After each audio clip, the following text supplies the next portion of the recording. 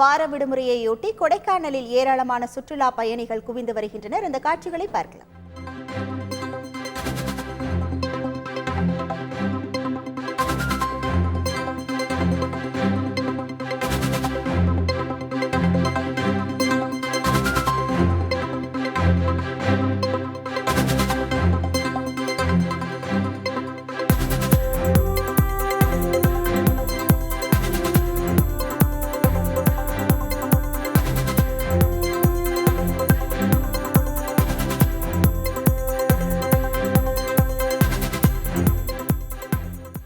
இது குறித்தான கூடுதல் தகவல்களோடு இணைகிறார் நமது செய்தியாளர் ஹரிஹரன். வணக்கம் ஹரிஹரன். கொடைக்கானலில் எந்தெந்த பகுதிகளில் சுற்றுலா பயணிகளின் வருகை அதிகரித்து காணப்படுகிறது? முழு விவரங்கள் என்ன?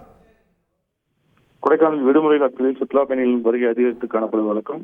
இந்நிலையில் கோடை விடுமுறை காரணமாக பள்ளி கல்லூரிகளுக்கு விடுமுறை அளிக்கப்பட்டதை தொடர்ந்து தமிழகம் மட்டுமின்றி ஆந்திரா, கர்நாடகா, கேரளா உள்ளிட்ட வெளிமாநில சுற்றுலா பயணிகளின் வருகை அதிகரித்து காணப்படுது.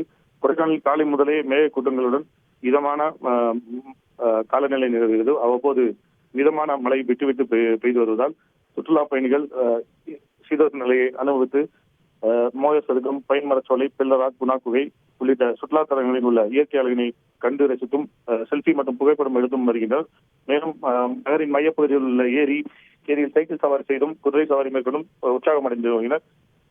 கடந்த 3 நாட்களுக்கு முன்பு பிரைன் பூங்காவில் மலர் கண்காட்சி தொடங்கி நடைபெற்று வருவதால் சுற்றுலா பயணிகளில் மழையை பொருட்படுத்தாமல் குடையை பிடித்தபடி பூக்களை கண்டு ரசித்து வருவதும் குறிப்பிடத்தக்கது. மேலும் சுற்றுலா பயணிகள் வரத்து அதிகரிப்பால் மலைச்சாலை மற்றும் நகர்ப்பகுதியில் சிறிது வாகன நெரிசலும் காணப்படுகிறது. விவரங்களுக்கு நன்றி ஹரிஹரன். செய்திகளை உடனுக்குடன் தெரிந்து கொள்ள உடனே சப்ஸ்கிரைப் பண்ணுங்க.